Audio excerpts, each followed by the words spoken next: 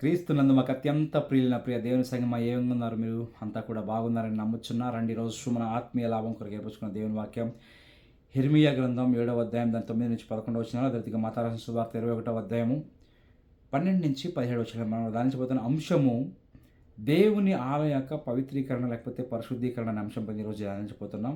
చివరి వారంలోనికి మనం వచ్చేసాం. ఈ వారాన్ని పరిశుద్ధ వారంగా చాలామంది భావిస్తారు. భావనలతో మనకి పని లేదు, కానీ దేవుని యొక్క వాక్యంతో మనం బలపరచబడుతున్నామా, ఆత్మీయంగా మనం వృద్ధి పొందుకుంటున్నాం అనేది ఈరోజు మనం ధ్యానిస్తున్న ప్రతి ఒక్క 40 రోజులు ధ్యానిస్తున్న ప్రాముఖ్యమైన విషయం. హల్లెలూయా. కనుక ఈరోజు మనం ముందుకు వెళ్ళినట్లయితే చూడండి ప్రియులారా, పాత నిబంధన నుంచి క్రొత్త నిబంధన వరకు కూడా ఒకే సత్యం చెప్తా ఉంది. ఏ సత్యం మారలేదండి. ఏంటి సత్యం అంటే మనం చూడండి, దేవునికి బయట ఆచారం ధర్మం దేవునికి ఎంత మాత్రం అది ముఖ్యం కాదు, కానీ దేవునికి కావాల్సింది ఏంటండి, అంతరంగిక పరిశుద్ధత ఆయన కోరుకునేదనే విషయాన్ని మనం ఈరోజు ప్రాముఖ్యంగా మనం తెలియజేసుకుంటున్నాం. యిర్మీయా కాలంలో ఆలయం అపవిత్రమైందండి. అదే రీతిగా యేసు ప్రభు వారి కాలంలో కూడా ఇక్కడ చూసినట్లయితే ఆలయం వ్యాపార స్థలంగా మార్చబడినట్లుగా మనము చూస్తున్నాం ఈరోజు ధ్యానించబోయే అంశంలో. కనుక ఈరోజు ఈ రెండు విషయాలను బట్టి చూసుకున్నట్లయితే మన హృదయాలు ఎందుకంటే మన వాక్యం సెలవిస్తూ ఉంది, మీ హృదయమే దేవుని ఆలయం అని, మీ శరీరమే దేవుని ఆలయం అని దేవుని వాక్యం సెలవిస్తూ ఉంది. సో మన ఆలయాలు కలుషితం అవుతూ ఉన్నాయనే సత్యం ఈరోజు మనం గ్రహించుకునేవారుగా ఉండాలి. ప్రధాన సందేశం ఏంటంటే, దేవుడు ఒక ఆలయాన్ని ఉపయోగించడానికి ముందు దానిని పరిశుద్ధి చేస్తాడు. పరిశుద్ధి లేకుండా ఆయన ఏ కార్యము చేయడని గ్రహించుకోవాలి. మహిమకు ముందు పరిశుద్ధీకరణ ఖచ్చితంగా ఉంటుందండి. ఈ విషయాన్ని మీరు గమనించాలి. మొదటి విషయం మనం గమనించినట్లయితే దేవుని యొక్క ఆలయ పవిత్రత. ఇక్కడ చూడండి, దేవుని యొక్క ఆలయ అపవిత్రత విషయంలో మనం చెప్పుకున్నట్లు 7వ అధ్యాయం 9 నుంచి 11 మనం చదువుకున్నట్లయితే, ఇదేమి మీరు చోర క్రియలను నరహత్యను చేయొచ్చు, అబద్ధ సాక్ష్యం పలుకుచు, బయలునకు ధూపం వేయచ్చు, మీరు ఎరుగిన దేవతను అనుసరించున్నారే. అయినను నా నామమును పెట్టబడిన ఈ మందిరంలోనికి వచ్చి నా సన్నిధిని నిలుచుచు విడుదల నొంది ఉన్నామని మీరు చెప్పుదురు. ఈ హేయక్రియలని జరిగించుటకేనా మీరు విడుదల నొందుతురి? నాదని చాటబడిన ఈ మందిరము మీ దృష్టికి దొంగల గుహ అయినదా? ఆలోచించుడి, నేనే ఈ సంగతికి అనుగుణించున్నాను, ఇదే యెహోవా వాక్కు అంటున్నాడు. చూడండి, ఇక్కడ మాట చూసినట్లయితే దేవుడు ప్రశ్నిస్తూ ఉన్నాడు, ఏ విధంగా మీరు దొంగతనం, హత్య, వ్యభిచారం, చోర క్రియలు, హత్య క్రియలు అన్నీ కూడా చేసి నా యొక్క ఆలయ సమక్షంలో, నా ఆలయంలో వచ్చి నిలబడతారా మీరు అని దేవుడు అక్కడ స్పష్టంగా సూటిగా యిర్మీయా ప్రవక్త ద్వారా ఇక్కడ మాట్లాడుతున్న మాట మనం గమనిస్తున్నాం. ఏం జరుగుతూ ఉంది ఇక్కడ? బయట జీవితం, వారి ఇశ్రాయేలు జీవితం వారు చూసుకున్నట్లయితే పాపంతో నిండిపోయింది. గమనించండి.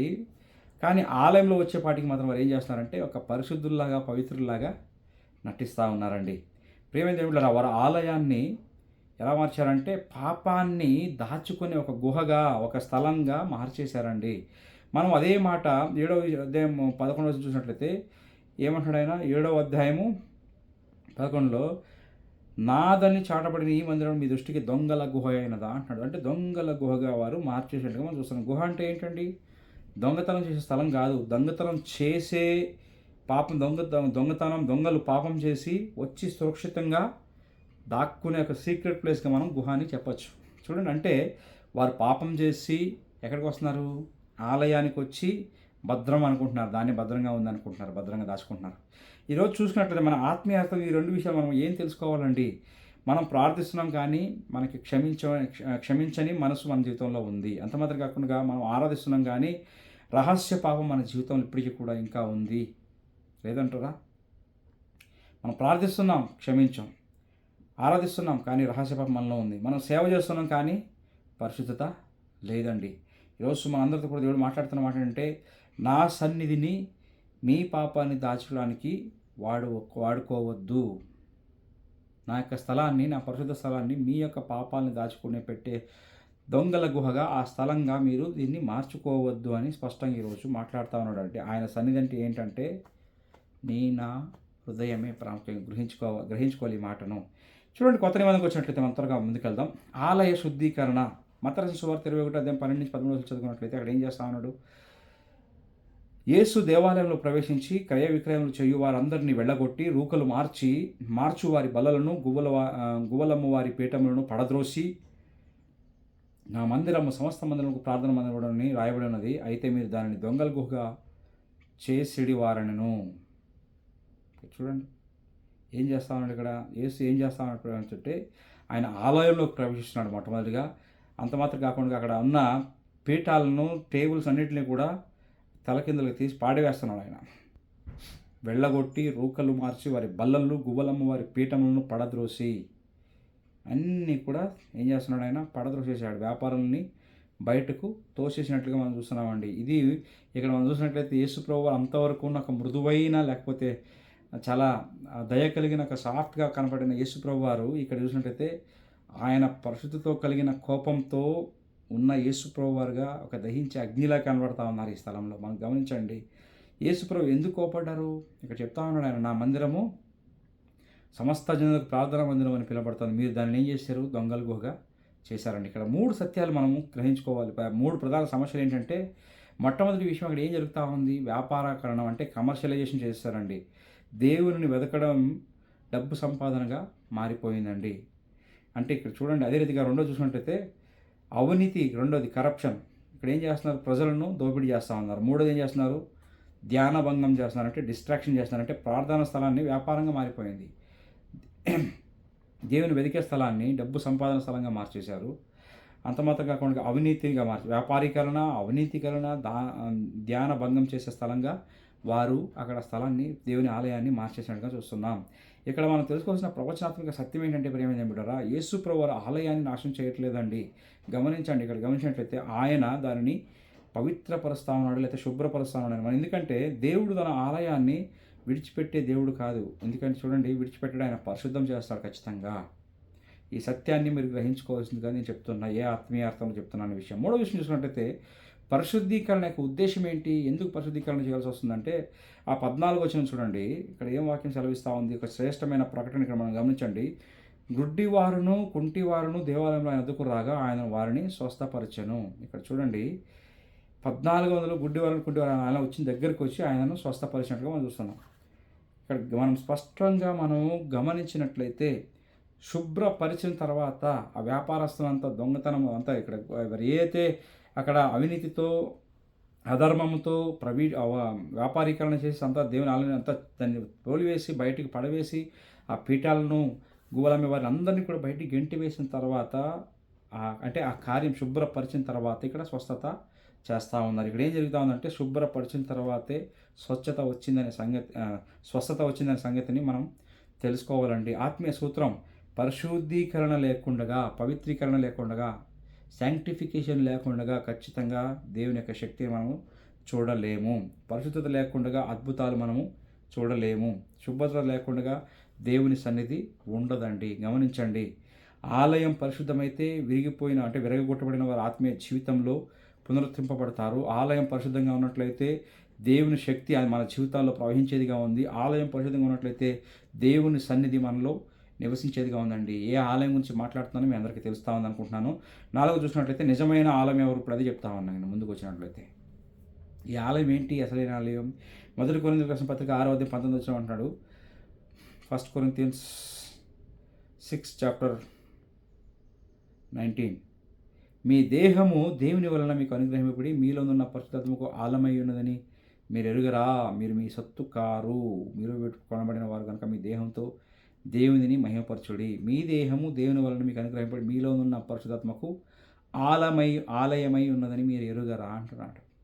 ఇక్కడ ఏం గమనించాలి? ఈరోజు ఆలయం కట్టడం కాదండి. ఆలయం అంటే ఒక బిల్డింగ్ కాదు, ఒక 4 గోడలు కాదు, పైకప్పు కాదు. ఆలయం అంటే ఈరోజు మనమే, మీరే, లేకపోతే మనమే ఆయన ఆలయమై ఉన్నాం. ఏం శుభ్రం కావాలి మన జీవితంలో? అలాంటప్పుడు ఈరోజు నేను ఎక్కువ లోతుకు వెళ్ళడానికి, ముందుకు వెళ్ళడానికి ఇష్టపడతలేదు, కానీ చాలా ఉన్న విషయాలు గమనించినట్లయితే, మన ఆలోచనలు శుభ్రపరచబడాలి, మన ఉద్దేశాలు శుభ్రం కావాలి. అంత మాత్రం కాదు, మన అలవాట్లు శుభ్రం కావాలి, మన రహస్య పాపాలు శుభ్రం కావాల్సిన అవసరం చాలా ఉందండి. యేసు ఇంకా ఆలయంలోనికి ఇప్పటికి కూడా ఆయన రావడానికి సిద్ధంగా ఉన్నాడు, ఇంకా వస్తూ ఉన్నాడు ఇప్పటికి కూడా. గమనించండి, యెరూషలేము ఆలయంలోకి వచ్చినట్లు ఈరోజు మన ప్రభు మన హృదయాల్లోనికి కూడా రావడానికి ఇష్టపడతా ఉన్నాడు, వస్తున్నాడు కూడా. ఆయన ఇంకా ఏం చేస్తాడు? ఇప్పటికి కూడా తప్పు అలవాట్లను తలకిందులు చేసేవాడుగా ఉన్నాడు. అపవిత్రతను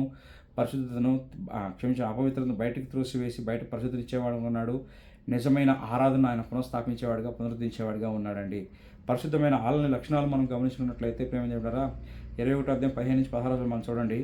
కాగా ప్రధాన యాజకులను, శాస్త్రులను ఆయన చేసిన వింతలను దావీదు కుమారునికి జయము అని దేవాలయంలో కేకలు వేచున్న చిన్నపిల్లలను చూచి కోపంతో మండిపడి, వీరు చెప్పుచున్నది వినుచున్నావా అని ఆయనను అడిగిరి. అందుకు యేసు, వినుచున్నాను, బాలులకు చంటి పిల్లలకు నోట స్తోత్రం సిద్ధింపచేసిదని మాట మీరు ఎన్నడూ చదవలేదా అని వారితో చెప్పి.